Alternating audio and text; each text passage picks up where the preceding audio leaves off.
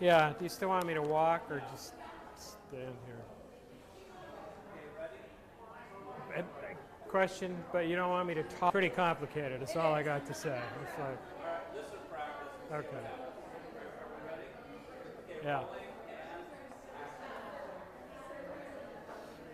It's opening night here at the gallery's first show, Northwest Masters, which presents an amazing overview of this collection that's been part of the Northwest Portable Works program.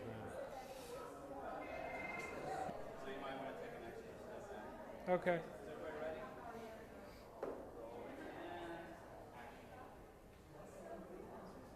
It's opening night here at the gallery's first show, Northwest Masters. One more time, sorry.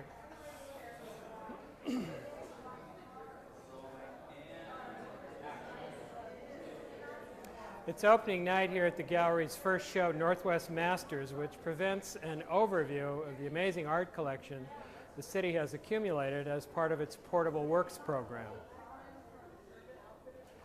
Close. One more. The more, the better.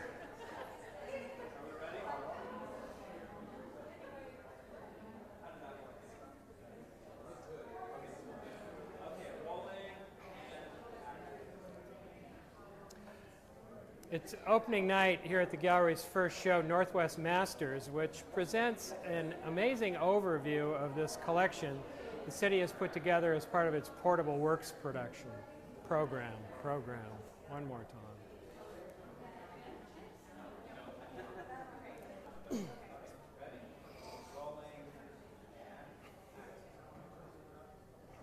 It's opening night here at the gallery's first show, Northwest Masters, which presents an amazing overview of this collection the city has put together as part of its Portable Works program.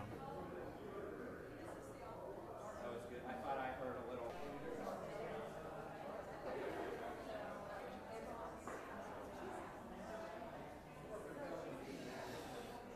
They can just talk.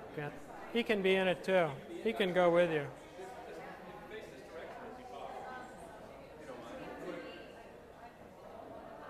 Eating is okay. It's a party. Rolling and don't look at the camera, please. Action.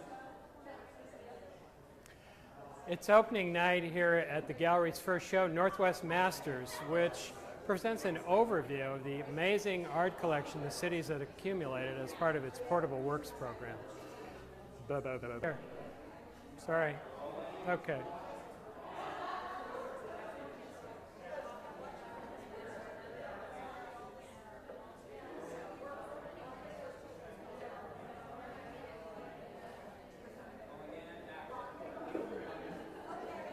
It's opening night here at the gallery's first show, Northwest Masters, which presents an amazing overview of this art collection the city has accumulated as part of its Portable Works program.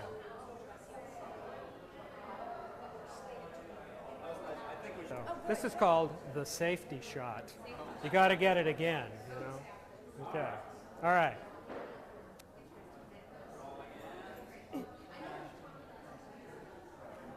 It's opening night here at the gallery's first show, Northwest Masters, which presents an amazing overview of this collection the city has accumulated as part of its Portable Works program.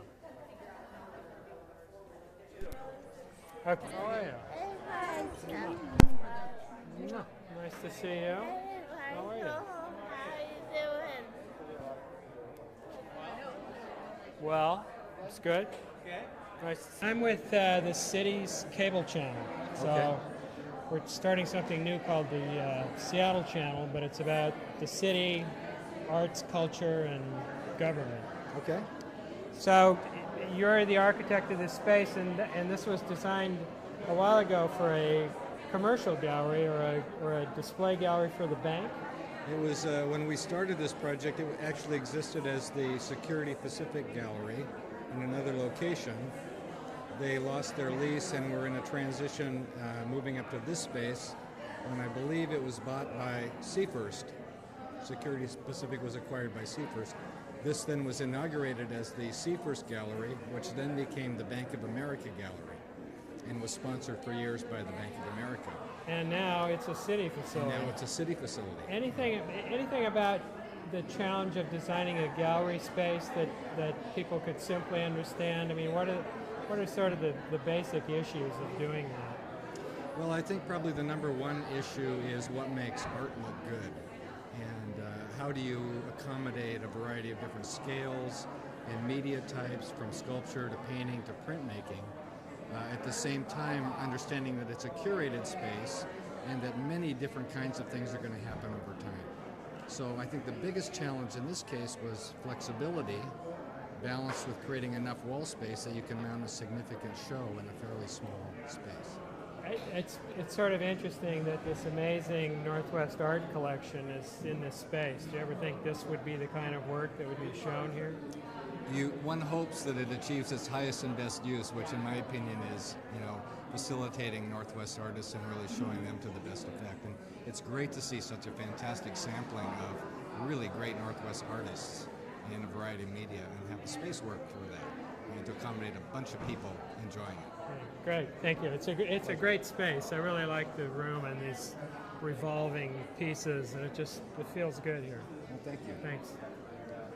Just tell me about having your work in a collection of, quote, Northwest Masters, and here owned by the city of Seattle. How's that feel? Oh, it feels great. It's really nice to be among really great company. What do you think of the idea that the city owns this amazing art collection?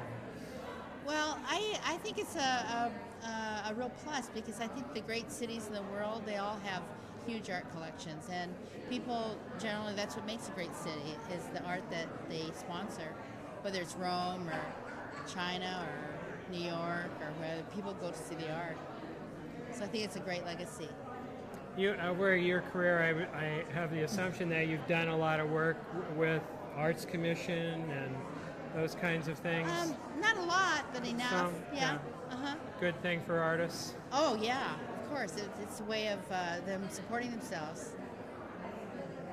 And also, I think it's a really good tribute to the Northwest, that there's a lot of talent here in the area, and might as well use it. And we are. Well, enjoy yourself tonight, and thank you. Thanks a lot. Okay. I feel really crazy. No problem. Okay. So, how does it feel to be part of this show tonight that's called Northwest Masters, and you're hanging on the wall here? We may have to go to another question. No, I don't know. I don't even think about the title that much. But it's nice to be in a collection like this. The works are developed into condominiums that are a little bit more on the scale of what you see in Europe, sort of low-rise and so on, very different than Belltown. The pictures on the right just illustrate mass transit. Portland does have light rail, it does have a trolley, it does have a transit mall, et cetera, et cetera, et cetera. There are a lot of reasons why it happened there, and it hasn't happened here yet. But the point is that it exists, and you can go down there and you can sort of decide for yourself, is this a good thing or a bad thing? Does it work or not? And Tacoma. I always defend Tacoma because I grew up there. Seattle tends to overlook and ignore it sometimes. But it's a very interesting place. They have their trolley now. They have a downtown that's still too big for its land area, but it's making tremendous strides to revitalize itself.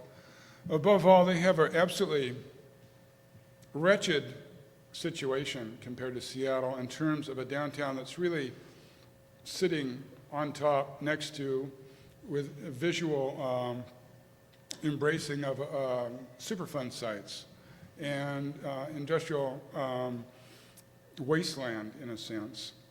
And Tacoma has embraced this and has decided that it can make lemonade out of its lemons. You can't really see it, but over to the right of this picture is the Thea Foss waterway. Polluted, industrial, now it's being dredged out. Commencement Bay has made enormous strides in coming back from, when I was growing up there, the water was brown, now it actually looks blue most of the time. marine life is coming back. And Tacoma has this crazy idea that you can actually build housing on an industrial waterway, and people will come and live there. And so far, it's proving true. And so, again, it's an interesting place to go, interesting thing to think about. And of course, we should be looking at cities around the nation and around the world. The top picture is a portrait of one ideal that we're still copying today, that of the work and residential environment combined. One example of that in Seattle, of course, is the South Lake Union Biomedical Residential Complex that is slowly taking shape there, where some people at least will live near where they work. Longview, Washington, if you ever get off the freeway and go into downtown Longview, which is not to be confused with Kelso, that was really one of the first planned cities in the nation. Timber Company came out and said we were going to essentially build utopia in the wilderness, and there's two interesting things there. One is that it sort of works. I mean, when you get into Longview, you can see this original plan is still there, and it's nice. It's very attractive. And the second thing you realize is how it has been sort of subsumed by all the growth around it, which did not adhere to much planning at all in the conventional sense. And so again, sort of a example of what we do right, perhaps, and sometimes what we do wrong, what's possible and what's not possible. And so I'm suggesting here that we look at planned cities like Columbia, Reston, those are in the Washington, D.C. area, Celebration, Florida, and so on. These have both been highly praised and utterly castigated. I lived in Reston for 2 years, and it was interesting to live in a planned community. The housing was dense. It was the first time I'd lived in a townhouse with people right on each side of me, which I didn't like as much. But I could walk to their equivalent of the 7-Eleven through the woods in a very urbanized environment, but they had left so much open space that you always had this sense that you were out in the sticks, essentially. And so it was sort of an intriguing trade-off. And I think what people wrestled more with was the sense of artificiality, that the fact that it was so planned and it was so sort of graded by subdivision as to essentially you lived according to what salary you made. You could also almost quote the GS government grade from going from cul-de-sac to cul-de-sac. And so there was a segregation that existed there that probably would not have existed so much in a more organic city, but it was interesting. But Boston, Baltimore, San Francisco, San Diego, all these cities are in the process of redeveloping themselves, particularly their waterfront areas, in very intriguing ways, fun to look at.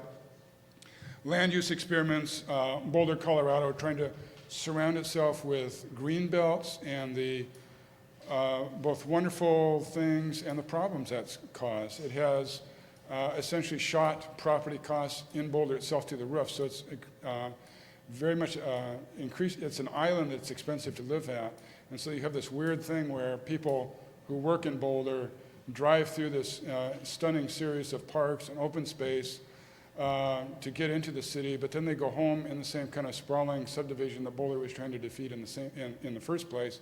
It's just farther out on the prairie, and so on. And finally, of course, European models. I love Western Europe, and I think again, they have the advantage not just of history, but sort of thought. They've been thinking about this for 2,000 or 3,000 years, and we can learn from them. So what issues does Seattle face? Ideal density and scale, how big, how high, how tight, housing cost, and gentrification. If there's one thing I heard from ordinary people in doing these stories, the two big things they worried about most is, can I afford to live here? And will my abode essentially be overshadowed and sort of trampled upon by the development next door? Getting around, of course, that is a constant argument here. And neighborhood change. I mentioned South Lake Union, Fremont. There was just, some of you may have seen the story, I think it was Sunday on the Inner Bay, Pier 91 area, that's set to possibly explode. Soto, that whole sort of industrial container ship area out towards the water has been discussed as being sort of the next Belltown. If the viaduct comes down or is substantially changed, the whole waterfront could be developed in different ways, Northgate, and so on and so on. I mean, this city is facing a lot of really interesting opportunities to make itself more interesting and interesting challenges of things that might pose disaster. How do kids fit in? This, I think, has been one of Seattle's most fundamental problems since at least the early 1960s. My managing editor grew up in North Seattle, and he said that the two things that strike him, has stayed virtually in the same neighborhood his whole life, and that strike him as different about Seattle is one is the increase in number of cars parked on the street, dramatic increase from the 50s and 60s when he was growing up, and the dramatic decrease in children, more cars for fewer people, most of whom are adults. And it has segregated our society in sort of weird ways where there are many more kids sort of outside the city than inside of it. This picture was taken in Vancouver. They're building an elementary school, I think the first one in 30 years that they've built downtown. They deliberately built daycare centers, playgrounds, and so on amid these urban towers to try to encourage families with children to live there. And it's sort of an ongoing experiment. We don't know how it'll work. How big do we dream? This is an architectural rendering of the Commons, which of course was defeated twice. But to me, at least, it was an example of sort of visionary thinking about Seattle, of trying to step outside just the ordinary of how wide should the sidewalk be, and trying to go and think in sort of sweeping terms about maybe how the city should change. Of course, many people who opposed the Commons didn't want change, and I think voted accordingly, but now that change is coming anyway in a very different way. And again, I think we have to look at our recent history and kind of think and debate among ourselves not only what we want, but what the consequences are of when we sort of exercise those wants, and be smart about what's going to happen. What is Seattle's character? And I think this is going to increasingly be a contentious topic in this city. I've heard from people in industrial areas that essentially they're getting squeezed out. They're getting squeezed out by the yuppies, they're being squeezed out by the bicyclists, they're being squeezed out by the park lovers. They feel like they are under siege. And you hear this along the Ballard Waterway, you hear it on Lake Union, you hear it in the industrial area, and so on. And it's an interesting and legitimate point. I mean, do we want Seattle to look sort of like the Ship Canal, or do we want a character of Venice's Grand Canal? And I don't mean that facetiously either. Venice obviously is not going to be duplicated in Seattle, but Venice was sort of a yuppie gentrified city. I mean, it was a shipping center, but all the wealth of the world was pouring into it, and so you had these canals lined with palaces that gave it an incredibly different character, I suspect, than whatever the sort of the working class waterfront was at the time. And so, again, that is something I think Seattle is wrestling with. What kind of life can we offer the young? The statistic I got was that only 7% of Seattle's homes can be afforded by people making $25,000 to $40,000 a year. Essentially, it's not as bad as Manhattan, but it's becoming a city for the rich, or at least the upper middle class. And there's been an astounding increase in home prices in Seattle, as all of you know. Since 1970, they've gone up about 8.5 times. If you adjust that for inflation, it's 1.5 times. But then if you look at wage increases over that period of time, real salaries have not increased nearly as much as housing costs have. And so the only way people... Why are you here today? It's a beautiful sunny day. Why do you come to the zoo? I come to take my kids. My children come and look at the animals. They love to see live animals. We read about them in the books, and it's just different to see a real giraffe than seeing a giraffe in the books, and the hippopotamuses. It's just great. They love it. It's a great place to run around, beautiful grounds. They have a great time. Why do you like coming to the zoo? My children love it, and I love it. It's easy entertainment. It's not expensive, and they learn something while we're here. and What do you it's hope just they good learn about the time. world or about animal-human relationships? We all live together, and you have to respect the animals, respect where they're living, and how we live together. You know, and it's all over the world, though, too. The giraffes are another part of the world, and it's just a great experience for them. Great learning experience. When you guys walk out the zoo today after a day, what do you hope the kids take with them? In their hearts or in their minds, what do you hope they take from their experience? I think just a love for the animals and the outdoors and just a bigger picture of life. What do you think of the zoo? Oh, the zoo is fabulous. They have a great time. It's beautiful grounds. It's very easy to do. It's not so big that you can't take them and walk around and come for a couple hours and leave and come the next day for another couple hours. It's very, very easy to walk around with them. Thanks. Thank you. Maddie will come. Come on over here. Come over here, Eric. This is, they can tell people about what a great zoo this is if they've never been. Yeah. Here. Oh. Okay. Wow, look at that, girls. What do you see? Dress. Yeah. Where are the giraffes eating? Grass. Grass. Way up high in the trees, too, huh? They're not eating on the ground like the zebras. Is it possible to lower so I can see your face? Yeah. Sure. Sorry. That's okay. What's out there? What do you guys see? Grass. Yeah. And zebra. And the zebras? Looks like maybe, how many giraffes do you see? 3. 2. And what about the zebras? 3. Looks like maybe a family? Mm-hmm. A mom and a dad and a baby? Yeah. Look how long those zebras, the necks of the giraffes are, I mean. Also, they could come closer. Yeah, we're pretty close though. Don't you think? No, they could come closer right here. The giraffes? They couldn't.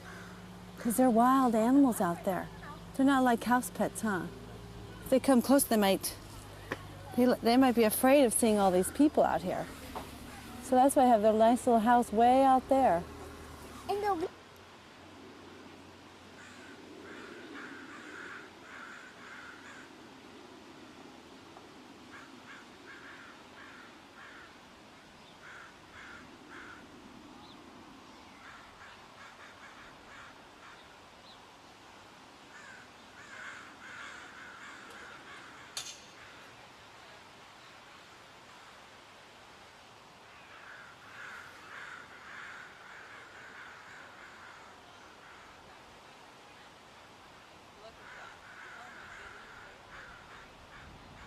Okay, Steve, you can widen out some.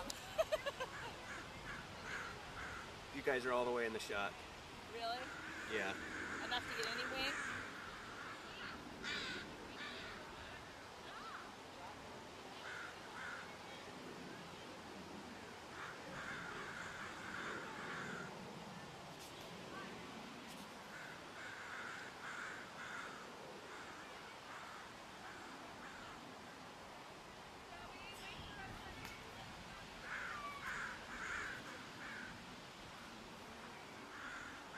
Got your headshot. We'll move out of the way and you can see what kind of a background you have to widen out. Go like that. Would that help? Okay, walk away.